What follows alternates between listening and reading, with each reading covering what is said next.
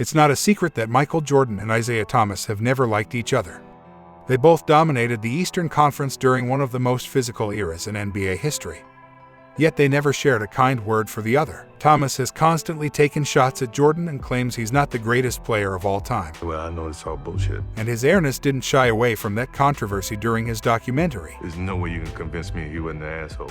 It all started during the 1985 All-Star Game. Thomas was clearly denying Jordan the ball throughout the event. Then, 7 years later, the Bulls legend addressed and explained the origins of their beef in an interview with Playboy magazine. If you go back and look at the film, you can see that Isiah was actually doing that, Jordan said. Once it started getting around that he was freezing me out, that's when the ill feelings started to grow between us. MJ went on to tell the story of the first time he met Thomas. He admitted to being nervous and that he didn't know how to handle himself in that situation. As Zeke was already an established superstar in the league, that was my first All-Star game. I stayed in my room most of the time because I didn't know what to do, Jordan said. None of my teammates were there. I didn't want to be out in a situation that I wasn't comfortable with. The one time I did go out, I got on an elevator with Isiah Thomas to go downstairs for a league meeting. That was the first time I met him, and I said, "Hello, how you doing?" That's all I said. I was really intimidated because I didn't know him and I didn't want to get on his nerves. I didn't want to seem like a rookie, to just be so stupid. So I was quiet. I stayed in the corner. When I went down in the room for the meeting, I still didn't say anything. After the weekend was over, it got back to me that I was arrogant and cocky and I wouldn't even speak to Isiah on the elevator. That I gave him the cold shoulder, and I'm saying Isiah Thomas initiated it all. In recent hours, Thomas rejected this story, taking to social media to call out the greatest player of all time, saying he's a liar and telling his version of the story. Stop lying. This story is not factual or accurate. Tell the truth, man.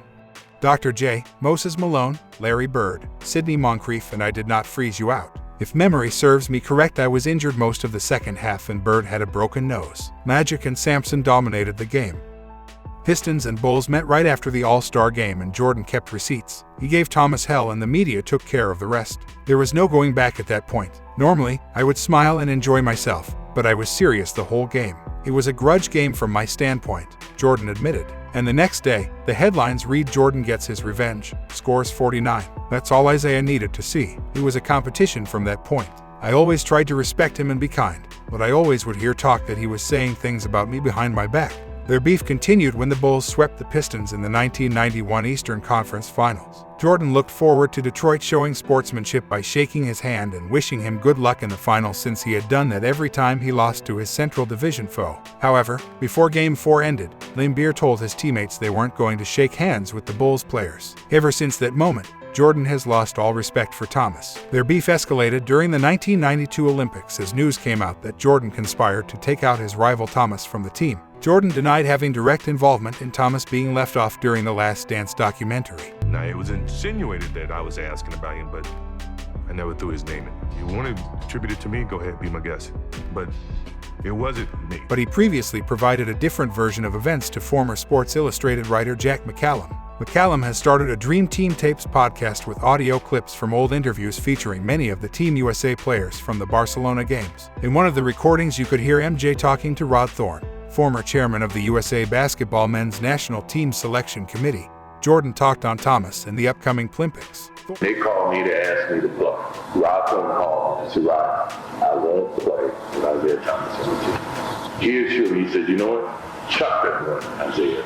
So Isiah's not going to be a part of the team." Thorne, the executive in charge of building the 1992 Olympic roster, denied Jordan made reference to Thomas. "There was never anything in my conversation with Jordan that had to do with Isiah Thomas, period," said Thorne, who drafted Jordan as the Chicago Bulls general manager in 1984. He said, "I'll do it." Isiah's name never came up during the conversation, and he never backtracked and said he didn't want to do it from that time on. To those of us in the NBA office, Thomas, who in 2000 was voted into the Basketball Hall of Fame in his first year of eligibility, discussed his feelings on the situation on ESPN's First Take show after the Last Dance episode that featured the circumstances of his snub. And if that moment meant that I'm not selected to be on the Dream Team because of that moment, that's hurtful. That cuts deep. It's a shame that two of the greatest two-way players of all time could never get along. But at the end of the day, that hate ignited a competition that eventually brought out the best of both of them. As we learned in recent hours, their rivalry gets richer and more entertaining even years after either of the two has stepped onto a court.